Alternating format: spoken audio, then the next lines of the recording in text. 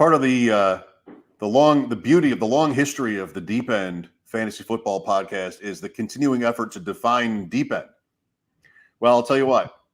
Last night, with playoff berths and a bye on the line or two in the FFPC playoffs in the first quarter, with my kids watching some Disney thing and my wife on a conference call, I'm holed up in my bedroom, like curled up with my knees up, and I realize my posture is so weak and defensive. I've got my phone like this, watching Seattle and Washington, just begging for one Seahawks takeaway in the game. First series of the game, tip pass, hits the ground. I'm like, here we go.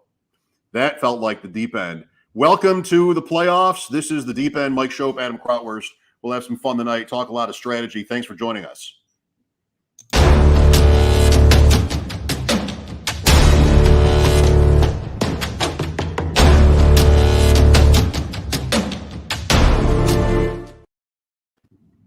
What was your sweat level? Sweat level midnight? How about sweat level midnight? Sweat level midnight. That's great.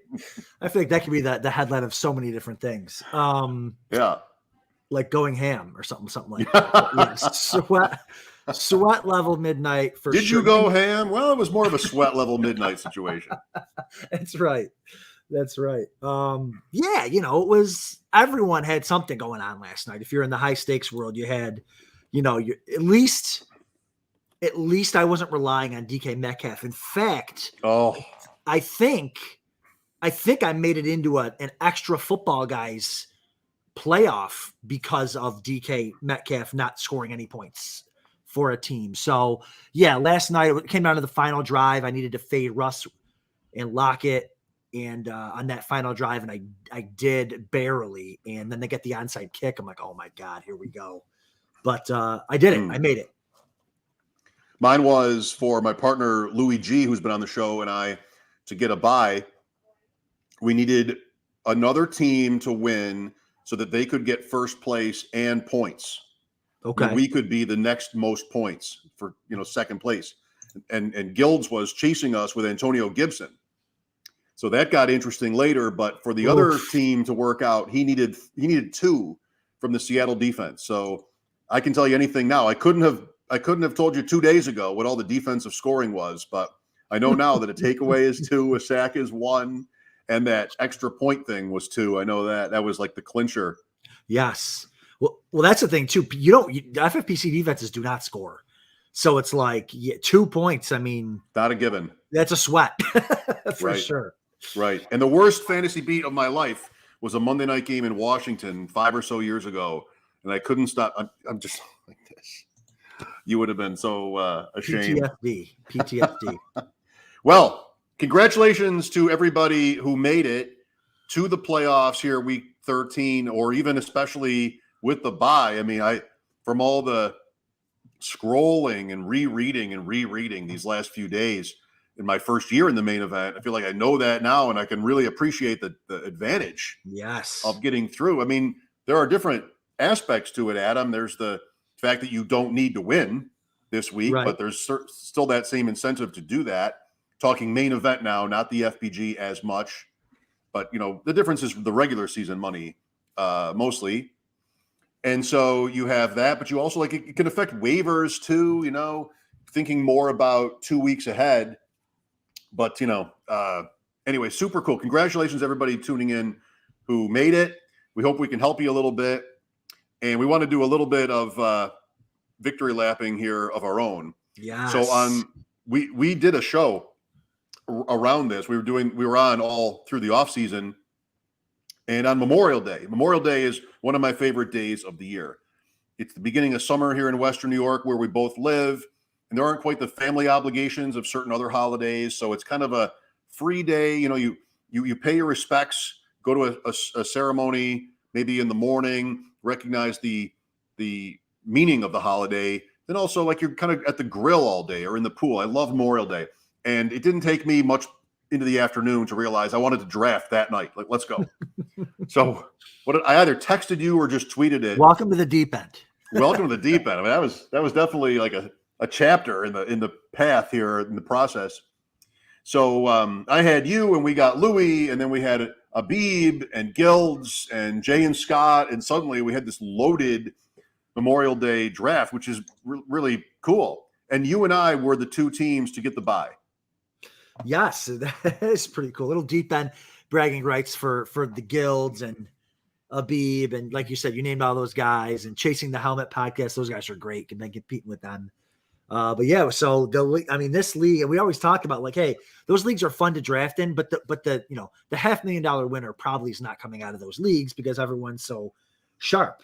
And yeah, we got the lo and behold, you and I got the one, and so I got the 1 seed 10-2, and you are you the Hikers? Yeah, at 6-6, but 14 points. We'll work on the names next year. I just named my teams for whatever activities I was involved in on a given day. we haven't branded this thing like you. That's right. Maybe there's some advantage to it. I don't know, but Hikers. But it was your league all year.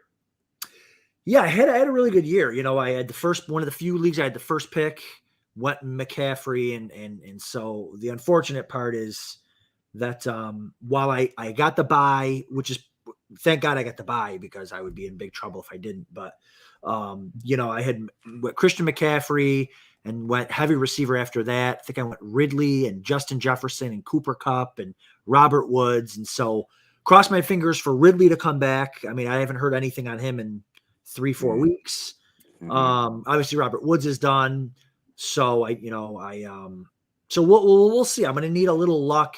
All I care about is the 3-week race at this point, because that's what we're doing this for. And I just want to get fairly healthy. Maybe I can get somebody in there for Christian McCaffrey. But how is what does your team look like? I don't even know. I'm going to go look at it here. I think I love it. Brady and Prescott. I'm reticent to show this roster because, like, why would a team have Brady and Prescott? And in short, the answer is I didn't know what I was doing. Like, I just sort of backed up Brady. I drafted Brady, but never really committed to him until like very late. In retrospect, I mean, you don't get to know how it's going to go, but like anybody advocating for Brady, which was a lot of people, have been paid off already.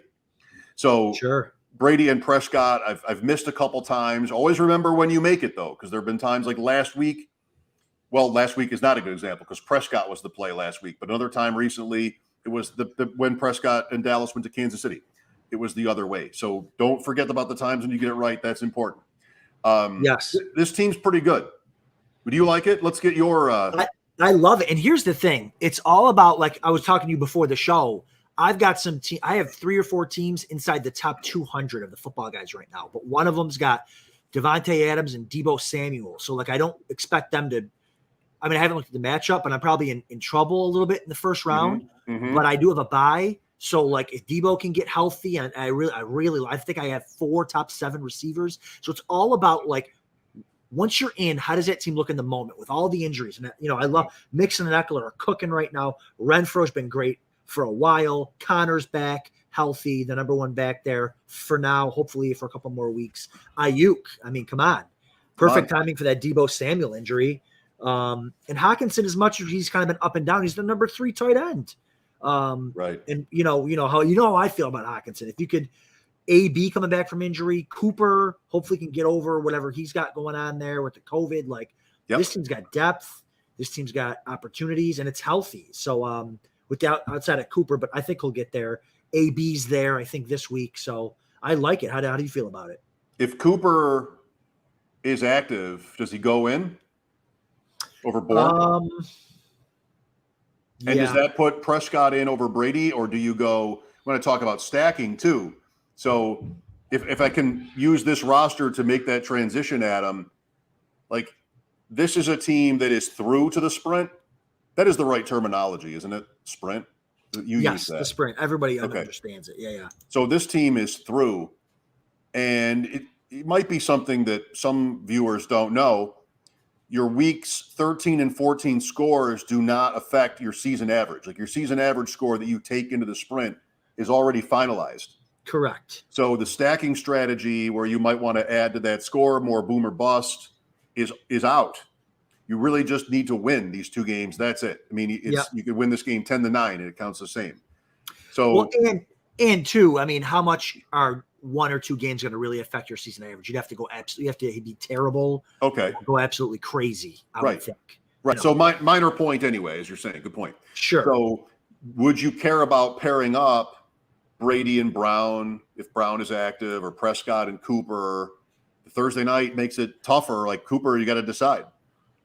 Yeah, I would care more about it certainly in the sprint, in the 3-week race, because then those points all count going forward. And if your quarterback smashes, hopefully Cooper smashes, or Brady and AB. Like honestly, man, I've been just AB was. I mean, I could be wrong. I feel like he was a top 12 receiver before he got hurt, fantasy wise. So if AB's healthy, I would really be trying to wait it out, see if maybe you can get, because you're okay with Bourne. Bourne's been a top 15 receiver over the last month or so.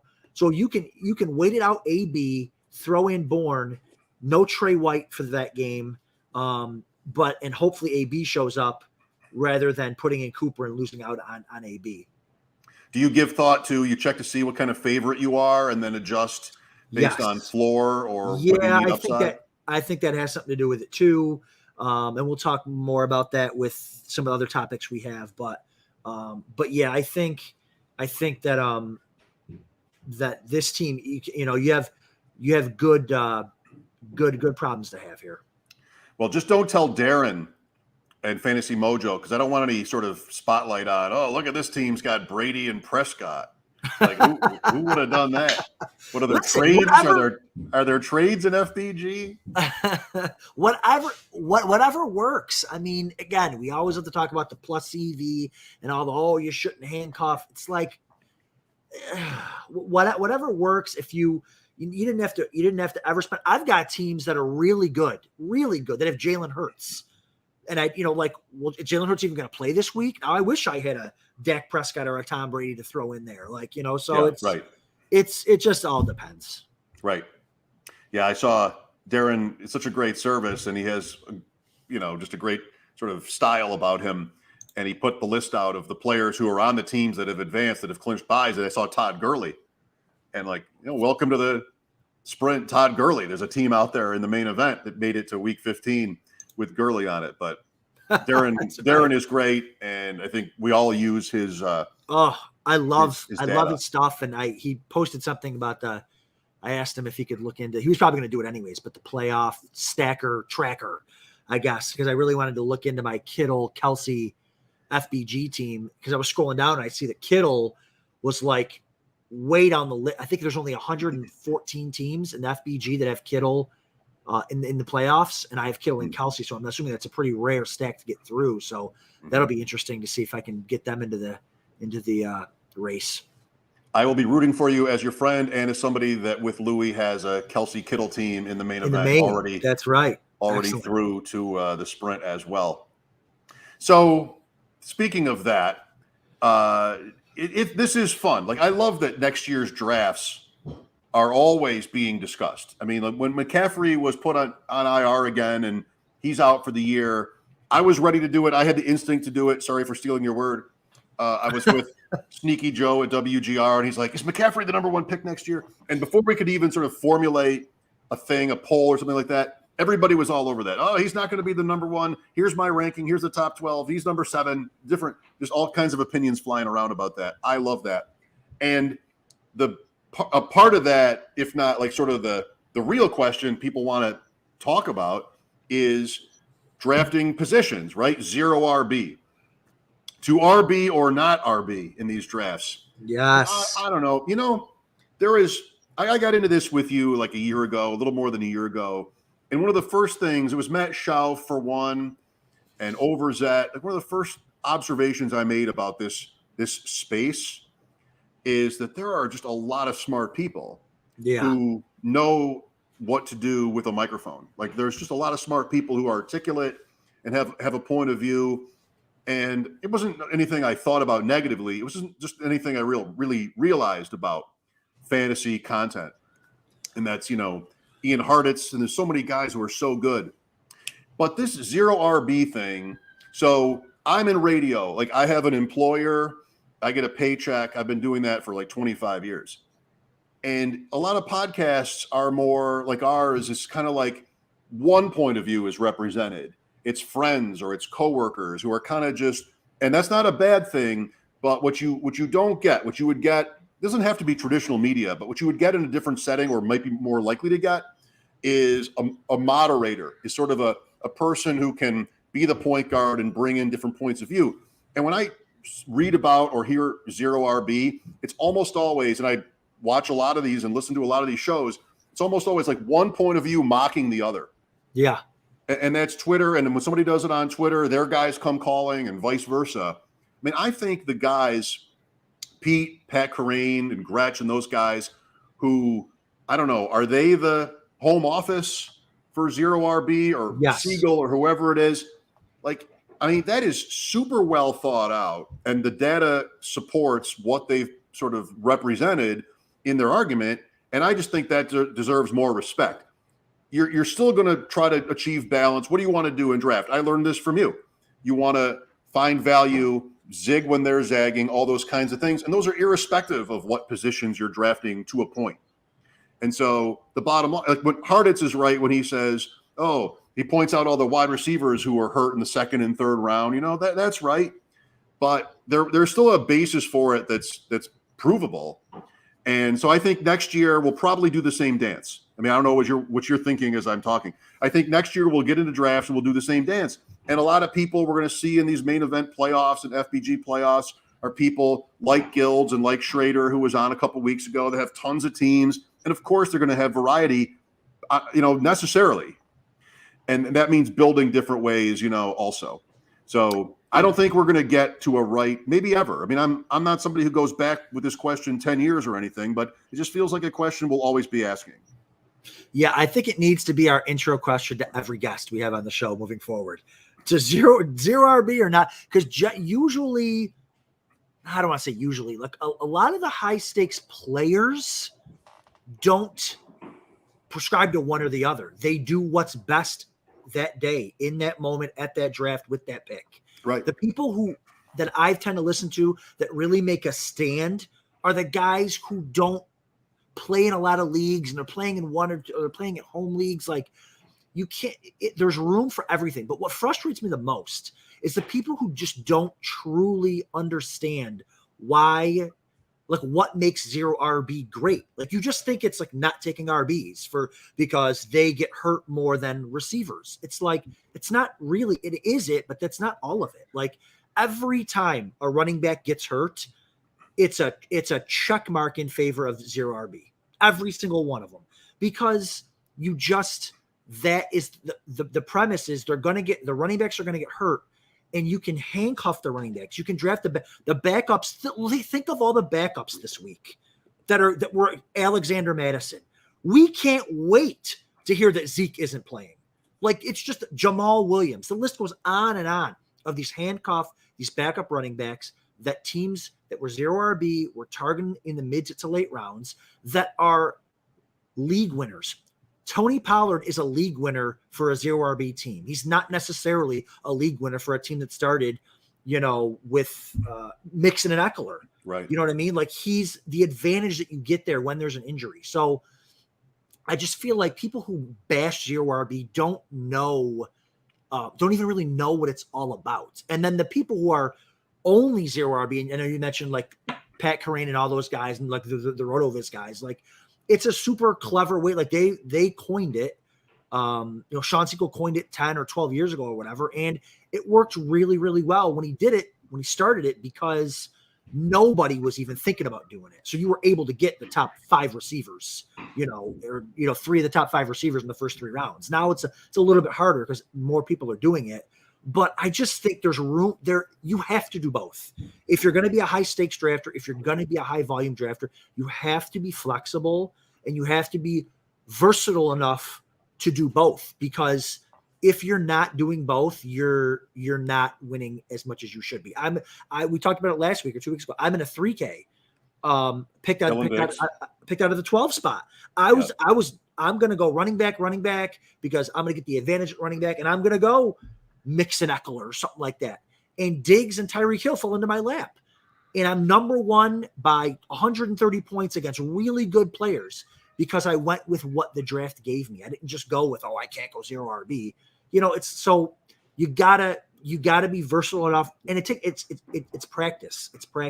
It's drafting multiple teams from multiple spots all winter, all spring, so that you can go into your high stakes drafts and crush it with whatever they throw at you. So I just hate when both sides are bashing each other. I mean, you got to meet in the middle. You got to be able to do both. I was listening to, like you said, Dwayne and Ian today on their podcast, maybe yesterday. And, Ian was bashing 0 RB and Dwayne was like, well, all of it works. And that's because Dwayne plays a lot of high stakes. He understands. He did like 26 football guys drafts. He understands in order to be successful, you have to be able to do it all. So I'll get off my soapbox. Yeah. Well, sure. And I'm a big Ian Hartitz fan. Like I want to say, right. Super good. Like the host is a key, and being able to sort of move the conversation is an important skill in this that I respect. I mean, that's been my experience professionally. So speaking of running backs, our bare knuckle team, just quickly, I mean, like I talked to you as I sat down, bare knuckle, no notes, no phone. After Dallas, Tampa, you got to do 28 rounds from memory. And I said, Adam, give me your final swing thought. And he said, get your running backs. Yep. So I picked 11th, and I nailed it. Najee Harris and Saquon Barkley. And here we are making our move in week 12 with Fournette, A.J. Dillon, and Breida.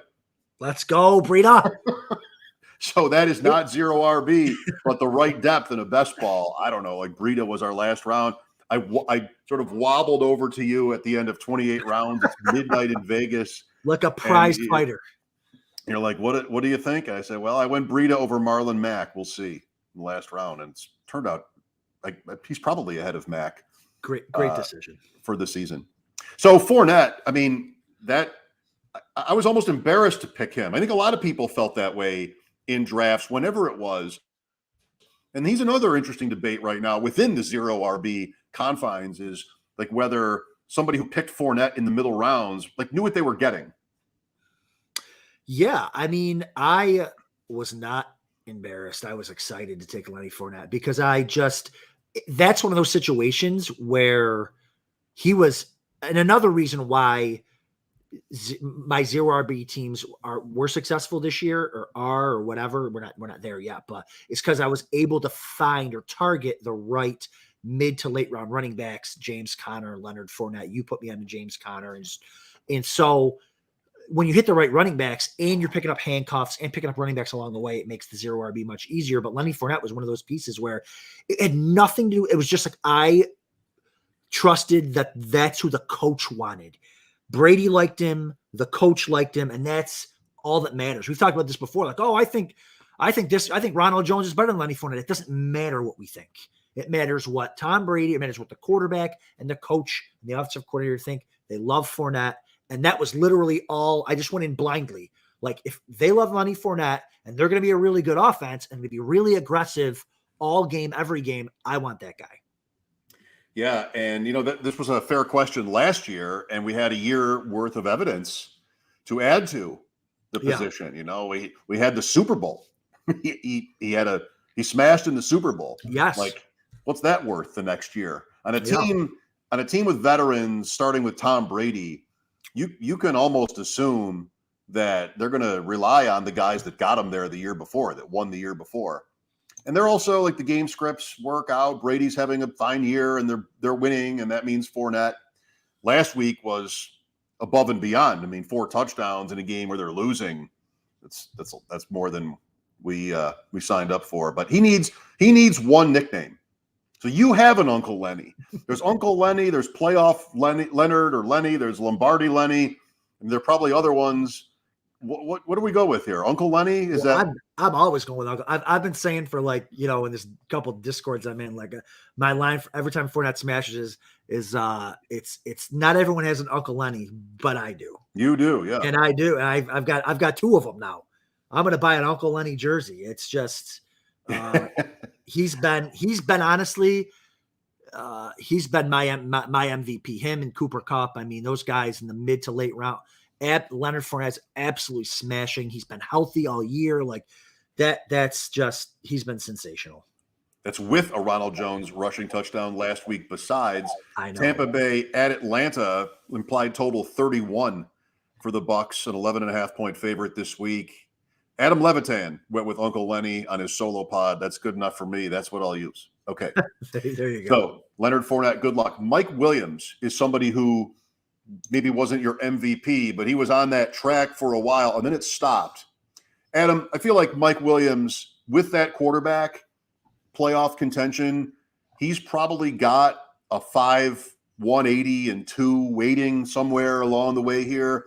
But you can get knocked out with weeks like the weeks he's having, before you get to realize that.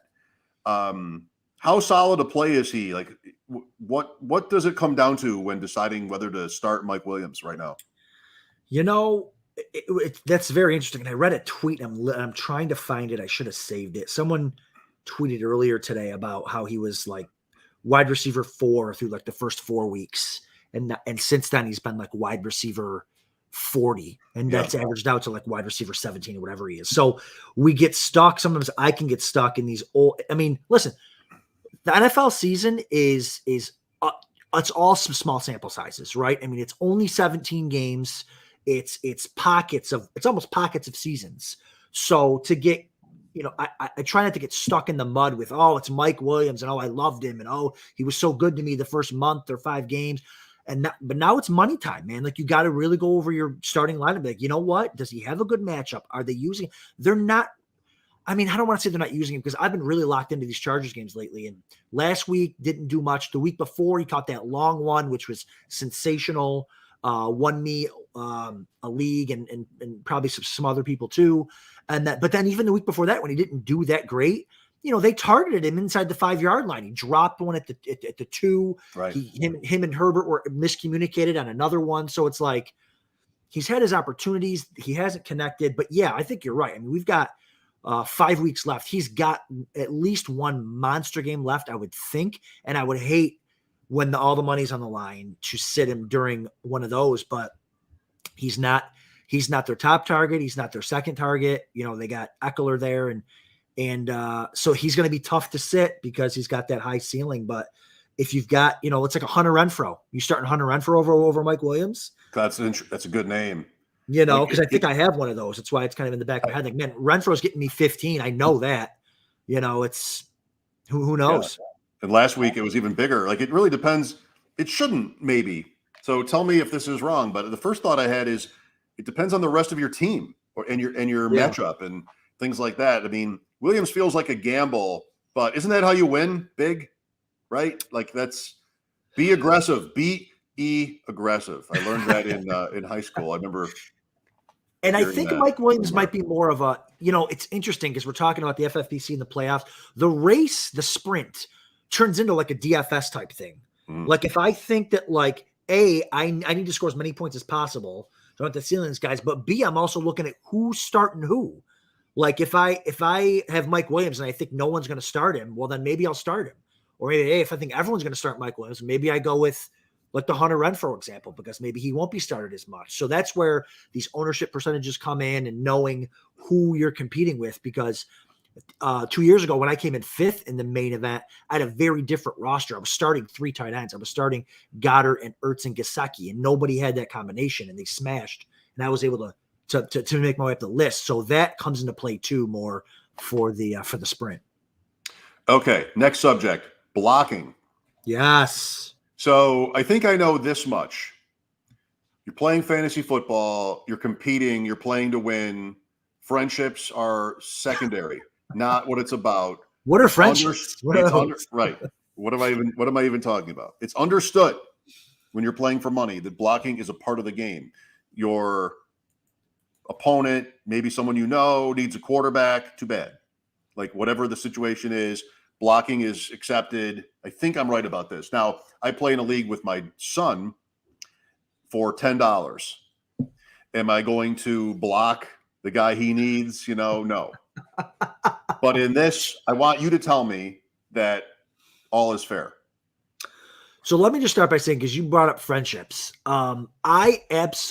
this last year has been sensational with meeting all these people, meeting them in Vegas, meeting them at the FF Expo, meeting them at the FSTA in Texas. And the most amazing thing to me is we have, a group of people that we all kind of getting to know each other and on Twitter and meeting, and the respect that everyone has for each other and the camaraderie and the people rooting for each other is sensational. And except when it comes to zero RB.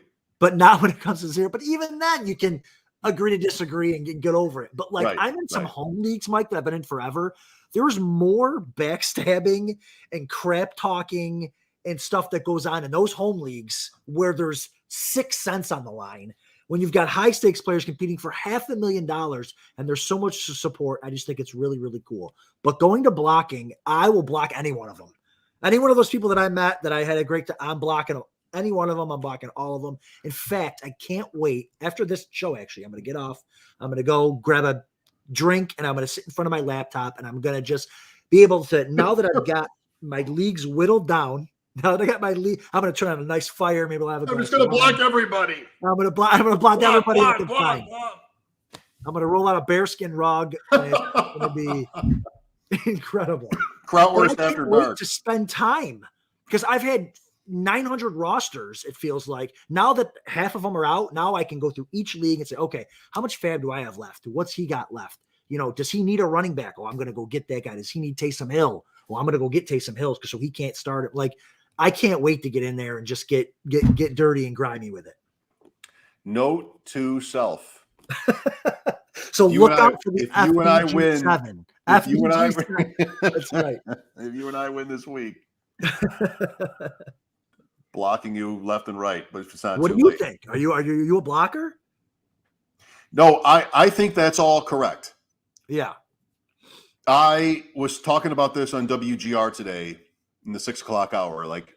My problem is, no matter if it's this or a lot of other things like it, my instinct is more toward relationships because I value that more than money or more than competition. I've never been, even when I was playing sports in high school, I was playing high school tennis. And I remember one day we were good. My partner and I went 8-3 or something that year in doubles, and we were good. But I remember a moment where somebody missed a shot and they were just all upset. I'm you know what? I wish you'd made it. And my wife was she was first singles at Baylor. She and I are still together somehow, despite the fact that in competition, I kind of am rooting for you. I want you to win. I like my life. I don't want to mess it up. I want you to win. I don't need to beat you at something and have you not like me anymore. And I've been that way for more than 30 years. And she's like, are you serious? She should walk out of here over that. That's the thing that's going to end it. I think if anything does, it's going to be that. So as I was talking about then on the air, my priority is relationships. And if somehow, who knows how the other person is going to react, especially if you don't know them when there's thousands of dollars at stake. I don't know, I sort of shy away, but I do think ultimately that it's all good. That's part of the game, even in the main event playoffs right now, where you're in a semi and the other, even if you got the bye, the other semi, somebody's short. We have a couple teams, Louie and I, where we have the most money and we're going to spend it. I mean, that's playing the game. So I think that's, really how it should be. But there's a part of me that is sort of struggling with that because what I want most is to keep this show and to keep our guests and to sort of have, like you talked about the relationships. You and I went to Canton, you went to Texas, you went to Kentucky, we went to Las Vegas. I mean, that is so great. Even in Hawaii, I had the fishbowl shirt on and I passed a guy. He's like, you're in the fishbowl. I'm in this group. I'm in Radiohead. We talked about that. Incredible. And to me, that is the most important thing. Blocking, you do it. By the way, quickly, last week I brought up the subject of reaching out to an opponent, reaching out to someone else in the league. Yes. To help your chances. Let me tell you how that went. Tell me. So this is a main event, and we were a game out of first it turned out the most points. We got there, I think. And I have two that 2 out of 4 made it. So I'm sometimes struggling to figure out which one is which. But the guy in first place, we needed to have lose. And his opponent didn't have a quarterback and was out of it. So, Louie and I are talking, and I'm trying to be vague with you, right? don't want to be too specific, but we're talking like, so what's the right move here? Do you want to say something, not say something? And I decided on the morning of waivers, last Wednesday morning, I was at the grocery store and I said, I am not going to be happy with myself if I don't do something. Right. I'll try to figure out the right way to do it. But if waivers comes and goes tonight, and this guy, because he's eliminated, is going to start Patrick Mahomes on a bye, and the first place team is just going to walk to the money, like that would piss me off. Yeah. So you got to try. So the guy was easy to find on Twitter, and I thought, and this was also from Louis' advice. He's like, just be you. I said, I'm going to say something. Any advice? Like, just be you. So I was gentle and kind about it. I just was like, happy Thanksgiving. Good luck on waivers. It's been a fun season. I sort of slipped it in. You can find the tweet. RL Holdings was the guy. He was great. 6 minutes later, he responded, thank you. Love your team.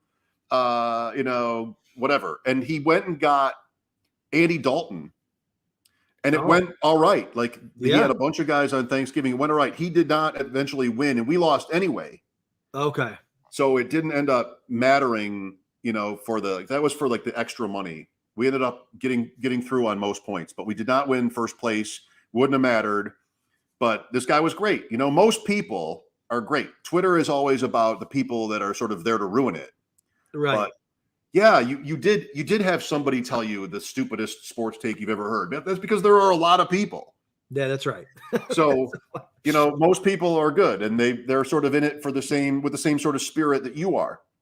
So I did reach out. It went great. Didn't get the result, but so what? Congratulations to the guy who finished first. Yeah. No, that's great. Now you have good practice for next year when you want to do it again. Yeah. Like, and if you came to me in that same situation and you worded it in a way that sort of implied, I don't think you're going to do waivers, and we don't know each other, I might be pissed. Sure. Because, no, I'm going to do waivers, and now I really don't want to help you as much as I would have otherwise. Yeah. And because you've talked about, and you'd said this last week, and it worried me.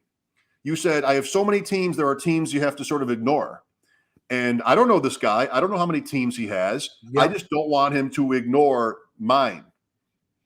Sure. Yeah. And that's why you do it. And listen, I've got when I say ignore, I mean, I'm if I need a defense or a kicker or a quarterback, I'm picking it up, but I'm not going to grind the team. But if someone reached out to me like that, was like, hey, would you mind picking up a quarterback? I'd be like, yeah, no problem. Like that, I would respect it. And absolutely. And there are different quirky things that, you and I we might be on an island all by ourselves. You know what I mean? Like there might be people like, no, I would never let someone, tell me to pick somebody up or whatever. Like who knows? But those things, like those can go levels deep. And I wouldn't want to tell the person, I think you should pick up what Andy to Dalton. do. Yeah. Yeah. Like that is too specific. Right. And it's really just more, I hope you're still playing.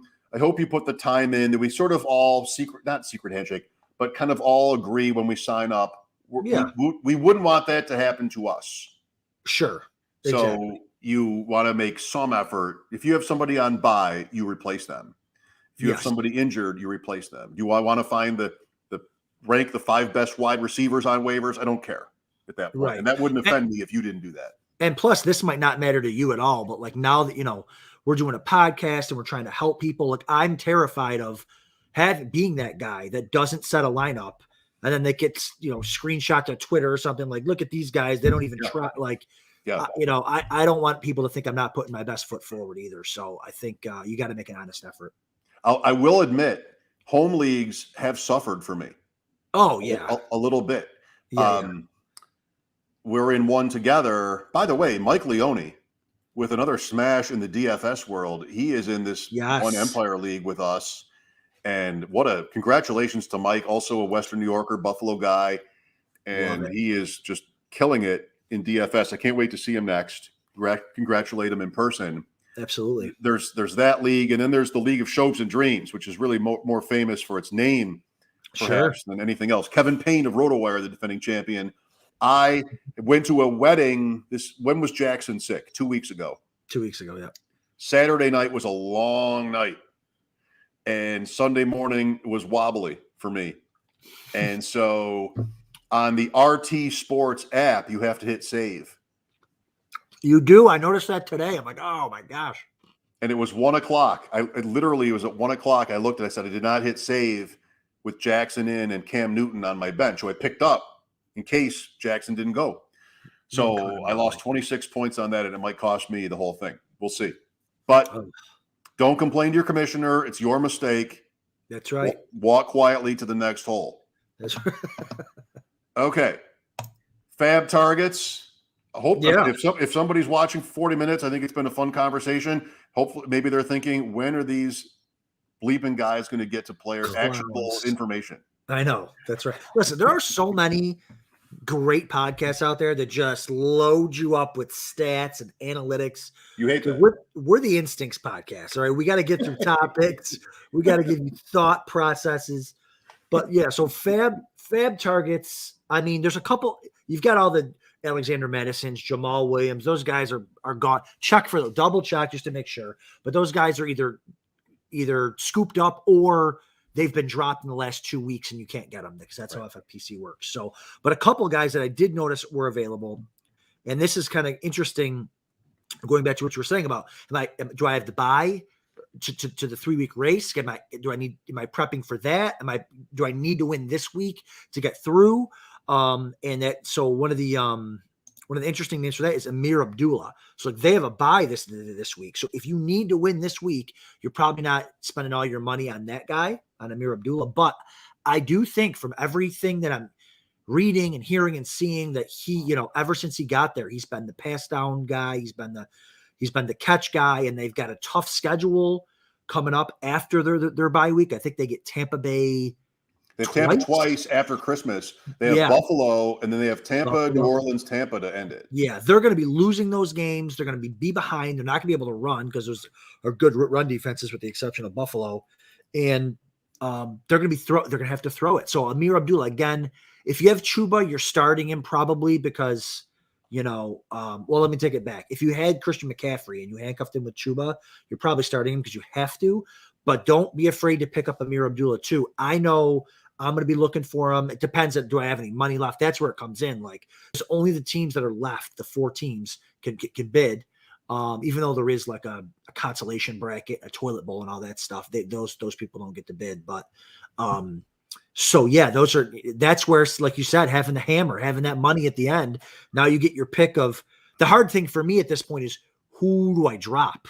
That's the hard part is, do I have someone worth dropping for Abdullah? Because I want to carry 2 kickers. As you can see, Joey Sly. I want to carry, it might be a situation where I'm only going to carry 1 defense now. I've got Jalen Hurts.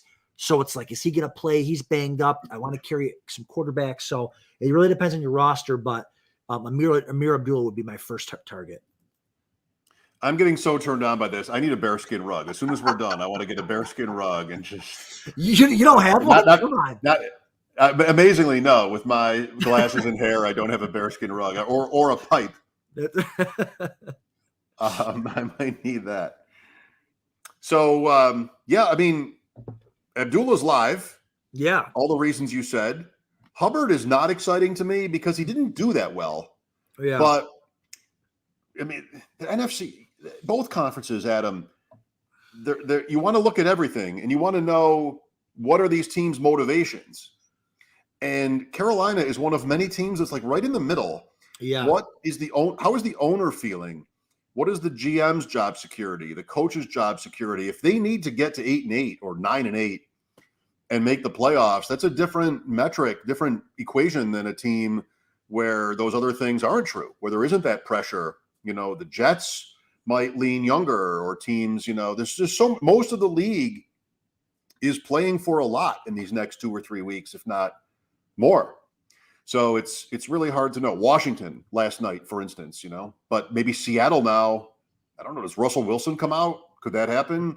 He looks terrible, by the way. I mean, he looks like that. He can't. He's skying balls to Gerald Everett 8 yards away from him. Like, I don't think his hand's ready. So who knows? And never throwing to Metcalf, and he didn't want to be there in the first place. Maybe. So they're 3-8. Like it could all get tipped sideways for Seattle. And as you would tell me, that could be relevant in the sprint. That could be Dwayne Eskridge. Yeah. And maybe Seattle is focused on young guys and we want to, do things differently. I don't know, probably not. But those are the kind of things. I think it's important to think about the team when trying to do the math on this. Yeah, another guy that I noticed was available in quite a few leagues was Taysom Hill, because I think he got dropped before the drop cutoff, after they allowed Simeon to. Who saw that coming? 0-4, weird. It's the weirdest thing. but Simeon. So finally, Taysom Hill's going to get his shot. Hopefully, he's healthy enough to play. They play Thursday, right, Mike? I think Dallas. So I've got a league. It might even be my main event league where I have Taysom Hill and Jalen Hurts. So it's like, if Hill plays, do I play him? Because I don't know what's going to happen with Hurts, or do I try to pick up another quarterback? So what are you going to do? I'm lean. I don't know. I'm leaning, sticking out, because I think Hurts will be okay, and I don't want to tell exactly what I'm going to try to do because there's people listening, but I think I'm leaning Hurts with another backup plan. So that's what I'm probably going to do, because Hurts is playing the Jets, and that is just way too sweet to not try to get. So, but yeah, so I think Taysom Hill is certainly worth adding. If not for your team, look at the team you're playing against. Look at the team that you might play next week in your league. Do they need a quarterback? Do you have the money just sitting around? Go grab Taysom Hill, because he's a top 12 QB when he's healthy, and then in that offense, take him away from somebody else. One more for me would be Foster Moreau. Okay, yep. For sure. So there was that Sunday morning when the news started to break that Waller, maybe it was a Saturday night, because I know on the Sunday morning I picked up Foster Moreau on FFPC in a couple places, and then he played that week, and I think that was against Philadelphia, and did well. And now Waller is week to week, so I'm not sure that's super long term, but these FFPC games, correct me if I'm wrong here, Adam, with the exception of the teams that get like the top 2% or whatever it is that FFPC puts through despite your league standings, the top 250 or so teams in the FBG, everybody else, every other game is a team that's through against a team that isn't. Yes. One is a team on a bye, 2 is a team on a bye, 3 and 4 are not. 3 and 4 are win and survive. Yes. So that strategy could, be something when you try to figure out what to do. Moreau got the Sigmund Bloom, Matt Waldman approval when Waller happened the first time that other week. Yep. So I think those guys sort of can set the bar. The bar. Can sort of announce to the whole fantasy industry if a guy's actually good. Yep. And if they say that, it's good enough for me. I think that's good enough for a lot of us. So we all sort of run with it. And Foster Moreau is hashtag actually good. So, okay, fine. No pressure, Sig, or anything. So tight end premium. I mean, there are leagues where you have Waller or you have, who's on bye? Tight end is not that great. Tanyan got hurt. Yeah, it's the Browns and Tennessee. It's actually kind of a terrible week, or a good week, I guess, in this way, because 4 teams are on bye, but nobody has a tight end that's doing a lot. Sure. You've also got I don't know, I guess O'Shaughnessy might be a guy like if you're desperate for tight end. Did the Jaguars like using the tight end, or did they just like Dan Arnold? You just never know. Do they like anybody there? Like, who knows? Like, it's so there's some options. A lot of the other big name guys, like we said, they're all scooped up, but still go do your due diligence. Check your league. There's only 2 weeks left that you can add players. So spend that money. And don't be afraid to roll out a bearskin rug and block all your opponents. Okay. enjoy yourself. I do have a fireplace. Maybe I'll just go outside. Yeah, there you go. Look how nice it is today. That's beautiful. This is not Hawaii, but this is my view at home. And it's also not live because it's 9:17 at night and it was dark 4.5 hours ago. But let's looking for a picture with a little bit of, aesthetic. That's right. No offense to the usual backdrop, the people who design them.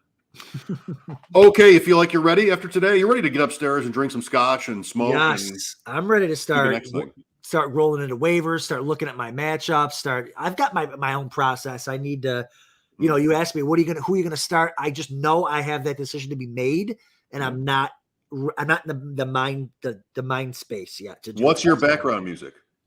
Ooh, I don't know. Mine is represented by my Fishbowl division. Ooh, who is it? The albums vary, but it's always Radiohead. Oh, there you go.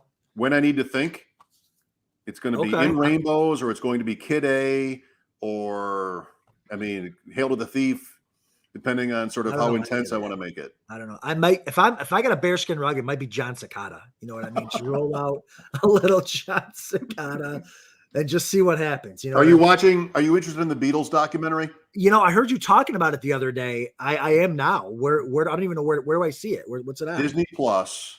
Oh, I got that. This is footage from 50 plus years ago. Peter Jackson, Lord of the Rings, made this documentary.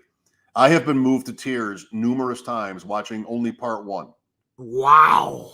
When you are watching a piece of art like Let It Be or Get Back, sort of have it it's given birth to.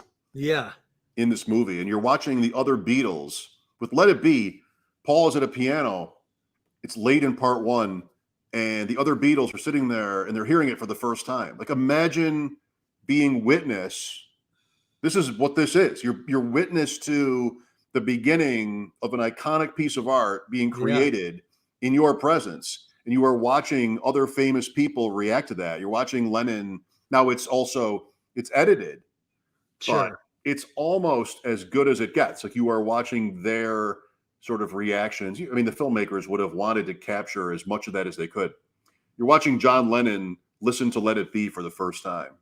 That's great. Yeah, that is tough to beat. I'm not doing that tonight because I can't be crying and trying to block people. I need to have my killer instinct tonight. Okay. The Deep End Fantasy Football Podcast is asking, is the Beatles documentary and the very beginning of Let It Be good background for blocking everyone in your fantasy league? Absolutely not. Absolutely not ideal. No, you want Who Let the Dogs Out or something. Yeah, something like that. Something else. Please leave us your feedback at DeepEndFF1, at Adam Krautwurst, at Mike Shope, or at Shope Talk, SCHOPPTALK, as it's written on the screen. Good luck in the playoffs. Yeah, and you too. Good luck, Adam. That's right.